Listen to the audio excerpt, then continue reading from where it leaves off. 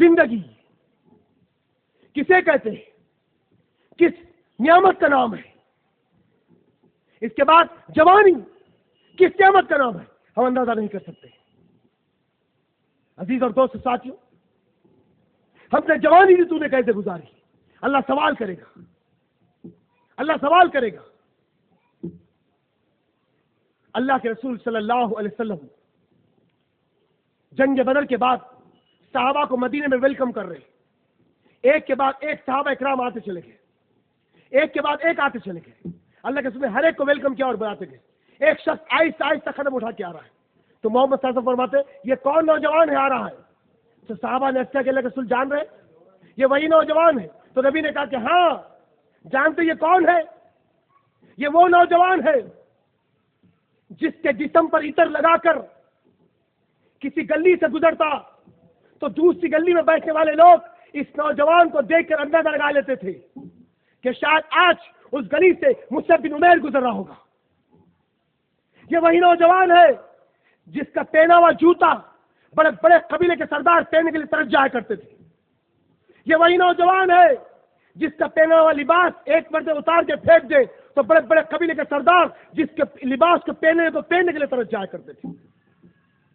یہ وہی مصعب بن عمیر ہے جو عیش و عشرت کے سامان کو چھوڑ کر، تمام دولت کو چھوڑ کر اللہ اس کے رسول کے حوالے سے جسم اور جان کو حوالے کر دیا۔ اور آج یہ وہ شخص جب میرے پاس آ رہا ہے تو جسم کے اوپر ایک کالی کمر لگی ہوئی ہے اور ایک ببول کا کانٹا ہے، ایک ببول کا کانٹا ہے۔ میرے دوستوں یہ بھی تو نوجوان ہے، یہ بھی تو جوانی۔ اللہ سوال کرے گا ہم نے جوانی دی تو نے کیسے گزاری؟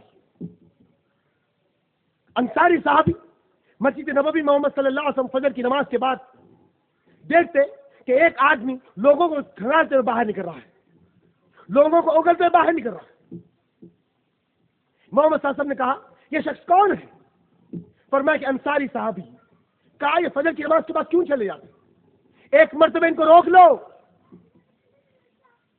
سلام پھیرا گیا، وہ انصاری صحابی اٹھنے والے تھے، صحابہ نے انہیں بٹھا دیا۔ یہ انصاری صحابی کہتے اللہ کے بندو مجھے چھوڑ دو، میں ابھی گیا اور ابھی آ۔ تو کہا کہ نہیں، اللہ کے رسول نے کہا کہ آپ بیٹھ جاؤ، بٹھا دیا۔ محمد صلی اللہ علیہ وسلم اذکار ختم کرنے کے بعد کہا اللہ کے بندے یہ کیا بے رخی ہے، نہ ہم سے کلام کرے بغیر، نہ ہم سے بات چیت کرے بغیر اٹھ کے کیوں چلے جاتے ہو؟ کہا یا رسول اللہ یہ میرے اور میرے رب کا راز ہے، یہ میرے اور میرے رب کا راز ہے۔ نوجوانوں اللہ سوال کرے گا کہ ہم نے تمہیں جوانی دی، تم نے کیسی گزاری؟ یہ صحابی کہتے کہ اللہ کے رسول میں آپ کے سامنے ضرور وہ راز کو پاش کروں گا، آپ کے سامنے بات رکھوں گا، اللہ کے لیے مجھے اب میری حاجت کو دیکھو اور مجھے پہلے جانے دو، مجھے پہلے جانے دو۔ تو محمد صلی اللہ علیہ وسلم نے اس حرکت کو دیکھ کر کہا کہ اسے چھوڑ دو۔ اللہ کے اشراق کی نماز تک مسجد میں بیٹھے رہتے تھے، مسجد میں بیٹھے رہتے۔ وہ صحابی لوٹے اور واپس آئے کچھ دیر کے بعد، کہا اللہ کے بندے معاملہ کیا ہے؟ تو کہتے یا رسول اللہ، نوجوانوں سنو۔ صحابی کیا کہتے یا رسول اللہ میرے جسم پر یہ ایک لبادہ ہے، میرے جسم پر یہ ایک لبادہ ہے، میری اور میری بیوی کے درمیان، اللہ اکبر اللہ اکبر، میری اور میری بیوی کے درمیان میں یہ ایک لبادہ ہے، وہ گھر کے اندر ایک گلے میں اتری ہوئی ہے، برہنہ ہو کر میں گلے میں اتر کر اپنے لباس کو نکال کر میری بیوی کو دیتا ہوں، وہ لپٹ کر فجر کی نماز ادا کرتی ہے۔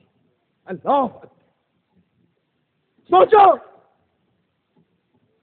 ایسا محسوس ہوتا ہے مسلمان کی اگر بستی سے گزرے تو مسلمان کی بستی سے نہیں سے قبرستان سے گزر رہے۔ مؤذن اذان دے رہا ہے، الصلاۃ خیر من النوم، نماز نیند سے بہتر ہے، نماز نیند سے بہتر ہے۔ لیکن عزیز اور دوست ساتھیوں، اس مقطع کی سرزمین پر پہلے کچھ سال پہ 2 مسجدیں ہوا کرتی تھی، آج ماشاءاللہ سے 5-6 کئی مساجد ہو چکے ہیں۔ عزیز اور دوست ساتھیوں غور کریے، اندازہ کریے، آج آہ بکا ہے، واویلا ہے کہ گھروں سے برکت ختم ہو گئی، اولاد نافرمان ہے، گھروں میں رحمت نہیں آتی، بچوں کے لیے رشتے نہیں آتے، بچیوں کے لیے رشتے نہیں آتے۔ سوچو ہم نے اس رب کے لیے کیا کیا؟ سوچو ہم نے اس رب کے لیے کیا کیا؟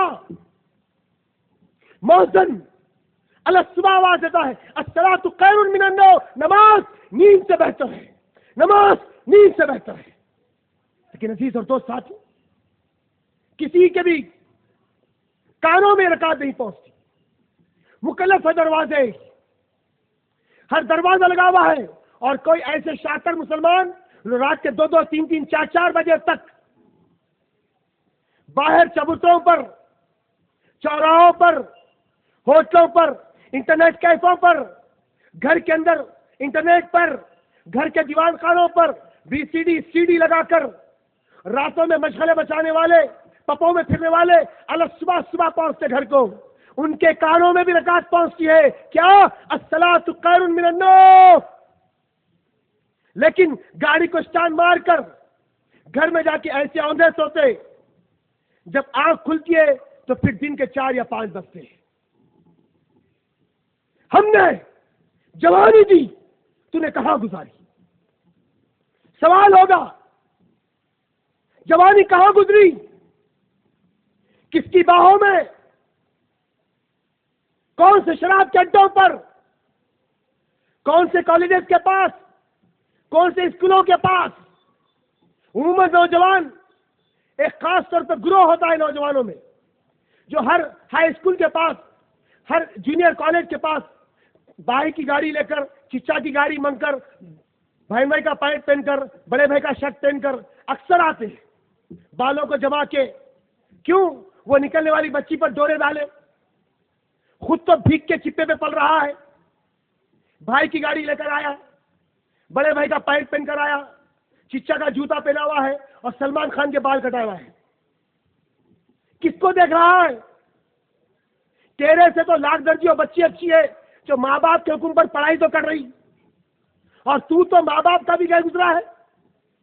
عزیزوں غور کریے، غور کریے، چھوٹے بھائیوں سے لیٹرا پہنچانا، کھڑکیوں میں سے لیٹرا دینا، یہ نظام زندگی نوجوان کی بنی ہوئی ہے۔ سوچے عزیز اور دوست ساتھیوں، کہاں جا رہی ہے ہماری زندگیاں؟ کہاں جا رہی ہے؟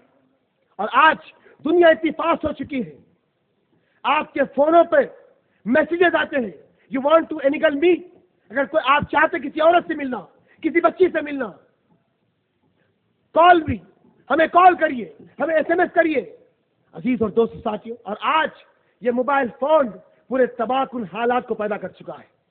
ہماری 7 کلاس کی بچوں کا فون آ چکا ہے، ہماری 10 کلاس کی بچوں کا فون آ چکا ہے، کالج لائف تو ایسی ہو گئی جیسے ایک تباہ کن حالات کی زندگی ہے۔ ہماری بچیاں، ان کا پہناوا، ان کا برقع، ان کا لباس، آج ضرورت ہے اس بات کی کہ ہم اپنی بچیوں پر نظر رکھیں، اپنی بہنوں پر نظر رکھیں، اپنی بیٹیوں پر نظر رکھیں، اور یہ بات کا بھی خیال رکھیں کہ آج میں دوسرے کی اگر بہن کو چھیڑ رہا ہوں تو کوئی میری بہن کو بھی چھیڑ رہا ہوگا۔ عزیز اور دوست ساتھیوں، جوانی کس دن جا رہی ہے؟ کس دن جا رہی ہے؟ کس مشغلوں میں جا رہی ہے؟ عزیز اور دوست ساتھیوں، وہ صحابی کہا یا رسول اللہ کہ ایک لباس میرے جسم پر ہے اور میری بیوی کے درمیان میں ایک گلے میں اتر جاتا ہوں، اسے دیتا ہوں تو وہ لپٹ کر نماز ادا کرتی ہے، اس کے بعد پھر وہ گلے میں اتر جاتی ہے تو میں لپٹ کے لیے کاروبار کے لیے نکلتا ہوں۔ اللہ اکبر۔ میرے دوستو، آج الماریاں بھرے ہوئے کپڑوں سے، پیٹیاں بھرے ہوئے کپڑوں پر سے، میرے دوست ساتھیوں، وہ سال گیا، وہ مہینے گئے کہ عید کو عید بنانے والے تھے، اب تو سیزن ہے، ہر مہینے میں کوئی ایک جوڑا سلاتا ہے، ہر ہفتے میں کوئی جوڑا سلاتا ہے۔ عزیزوں دوست ساتھیوں، فیشن کے لباس سے جوڑے پہنے جاتے ہیں، اگر وہ فلاں ایکٹر ویسا جینس پہنا تو ایسے جینس پہنیں، 6 پاکٹ 8 پاکٹ 9 پاکٹ، نہ جانے کہاں ہاتھ اور کیسے کیسے پاکٹ آئے۔ یہ نوجوان دوستو سوچو، اور پھر کیسے اللہ کے رسول صلی اللہ علیہ وسلم کے سامنے ایک شخص نماز ادا کر رہا ہے، نبی کریم صلی اللہ علیہ وسلم نے بلایا کہ پھر سے نماز ادا کر، وہ صحابی پھر گئے، پھر نماز ادا کی، پھر اللہ کے رسول نے کہا کہ پھر سے نماز ادا کر، پھر وہ صحابی پھر گئے، پھر نماز ادا کی، یوں ہی 4 مرتبہ یا 5 مرتبہ ہوگا۔ اس کے بعد اس صحابی نے کہا کہ یا رسول اللہ، کیا میں وضو ٹھیک نہیں کیا، یا میری پھر نماز میں کچھ کمی اور پیشی تھی؟ تو اللہ کے رسول نے فرمایا، اللہ کے بندے، تیرا کپڑا تیرے ٹخنوں کے نیچے لٹک رہا تھا، اس لیے تیری نماز نہیں ہوئی۔ عزیزوں، عزیزوں، اور آج 6 پاکٹ کے جینس پہننے والوں، جس کا لباس، جس کا پیجامہ اور جس کا کپڑا ٹکنوں سے نیچے زمین کو لگڑتا ہے، زمین سے لڑ رہا ہے، گندگی بھرے کپڑے. عزیز اور دوست ساتھیو، غور کریے، نبی نے جس کے ٹکنوں کے نیچے کپڑا لٹک رہا ہے اس کی نماز نہیں ٹھیک سے آپ نے پڑھائی تو سوچو. ایک مرتبہ عمر بن خطاب کے سامنے ایک صحابی ٹکنے سے نیچے کپڑا لٹکا کے پھر رہے. عمر بن خطاب نے ہاتھ کو پکڑ کہا، نوجوان کیا تجھے حیض آتا ہے؟ اللہ اکبر. سوال کیا عمر بن خطاب، نوجوان کیا تجھے حیض آتا ہے؟ کیا تو مینسس میں ہے؟ کہا یا اے امیر المومنین نہیں تو تیرے ٹخنوں کے نیچے کپڑا کیوں لٹک رہا؟ یہ تو عورتوں کا شیبہ ہے. اللہ اکبر. سوچو نوجوانوں،